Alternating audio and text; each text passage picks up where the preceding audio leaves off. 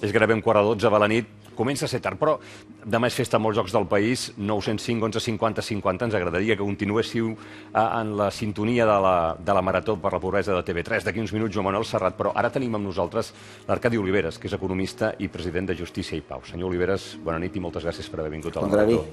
Acabem de veure el cas del Juan Manuel i em fa l'efecte que amb ell podríem resumir molts altres casos. Així d'entrada, què en pensa? Es van fer moltes barbaritats en el negoci immobiliari, del qual, en certa manera, tots en som una mica culpables. Em penso que hi ha unes dades que són esfereïdores. Quan aquest senyor potser era l'Albert, com ens deia ara, quan es quedi sense sostre, per cada un dels sense sostre que hi ha a Catalunya, hi haurien 100 pisos buits tancats amb pany i clau de gent que volia especular. Això és una perversió absoluta per l'economia. I la veritat sigui dita, molts d'aquests pisos buits directament s'haurien d'expropiar. Quins són els col·lectius més afectats per aquesta pobresa, una part de la qual era estructural i una altra part és, diguem-ne, sobrevinguda com a conseqüència de la crisi que estem travessant? Bé, jo el que diria és que ara estem fent una marató per la pobresa i, efectivament, parlarem dels afectats.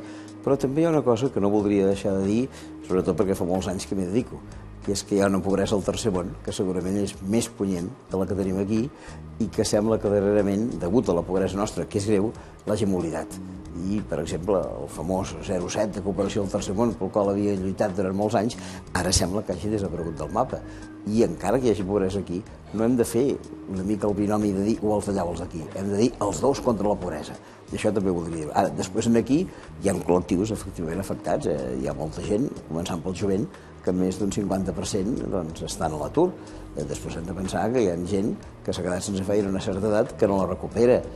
Tenim avis que viuen tristament amb la seva pensió. Tenim famílies monoparentals. Tenim immigrants que a vegades queden com una mica amagats perquè surten menys, però que també hi són. Tenim diferents grups seriosament afectats per aquesta pobresa. Pobresa vergonyant, en el sentit que a vegades, justament perquè ens ha vingut molt de nou i perquè no comptàvem que ens passaria a nosaltres, ens costa, ens hem trobat, per exemple, preparant el programa, de manifestar-ho en públic. Sí, hi ha gent que li costa, evidentment, una situació de pobresa no és clara, però penso que val la pena assumir-la i, sobretot, com deia també aquí el senyor del reportatge, associar-se amb altres que el poden recolzar, perquè la unió fa la força, a més de que psicològicament t'ajuda molt. Quan parlem de les causes de la pobresa, que és una qüestió eternament debatuda perquè, per desgràcia, de desigualtats socials n'hi ha hagut al llarg de la història, per on començaria, senyor Oliveres? Miri, jo en el cas de la pobresa nostra, no parlo d'aquella del tercer món, sinó de casa nostra, veuria dos elements bàsics. Un, que és el que acabem de tractar, la manca d'ocupació. El fet que la gent no tingui feina no sembla que faciliti les coses, però és que tampoc s'ha volgut resoldre el tema. A França ho van resoldre molt bé fa 10 anys, disminuint la jornada laboral d'aquells que tenien feina i atorgant aquestes hores als que no tenien feina. Senzillament una qüestió de redistribució, que aquí no s'ha volgut intentar mai. I, per tant, buscar feina per la gent seria un primer element. I segon, intentar mantenir l'estat del benestar. I l'estat del benestar no es pot mantenir perquè aquelles administracions públiques que l'haurien de tirar endavant no tenen prou recursos. I penso que no tenen prou recursos, o bé perquè no ingressen prou, i el frau fiscal, en aquest cas, seria quelcom importantíssim. S'ha dit públicament que 80.000 milions d'euros s'estafen cada any de frau fiscal, el qual permetria, per exemple, pujar les pensions amb un 70%. Això seria extraordinari.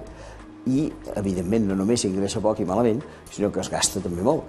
Li voldria dir, simplement només una dada, la despesa militar, que els que fa anys que treballem en aquest tema ens esgarrifa, suposa, només perquè facin un element de comparació, la despesa militar suposa diàriament 52 milions d'euros. Si en aquesta marató de TV3 arriben a recaptar 5 milions d'euros, per dir una cosa, sàpiguen que això és una dècima part del que gasta l'exèrcit en un dia. Val la pena saber-ho. I probablement també podríem fer números de la transferència de riquesa de Catalunya cap a la resta d'Espanya, no? Sí, també.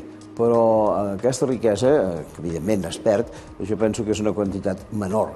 Pensi que si el dèficit fiscal vingués cap a Catalunya, cada català rebria 3.000 euros més, que no està malament, però 3.000 euros més no resolen la vida de cap ciutadà. Quan ens plantegem de demanar a la gent un esforç per la pobresa a Catalunya, moltes persones diuen que la pobresa té unes causes que són tan profundes que difícilment les podem atacar en un programa d'aquestes característiques. I aquí em pregunto, vostè que ha sigut molt visible a peu de carrer, m'agafa una mà amb el moviment dels indignats, quina és la resposta que creu que hem de donar a aquesta situació? Perquè puguem sortir de l'estadi de les maratons, que evidentment són un ajut molt important, urgent per demà, però que el demà passat ja no se'n poden ocupar. Home, una marató és una expressió, per una banda, de solidaritat i després la possibilitat de resoldre problemes concrets. Per tant, fins aquí jo estic d'acord. Però tinc la impressió que hauríem d'anar a buscar aquestes causes i aquestes raons que ara li deia. La qüestió de la fiscalitat, perquè un govern tingui ingressos, és bàsica. La qüestió que també els acompanya de no tenir que anar a salvar els bancs. Pensi que ara mateix estem parlant de 5 milions d'euros. Quan donarem a Caja Madrid? 18 o 20.000? Això és inacceptable.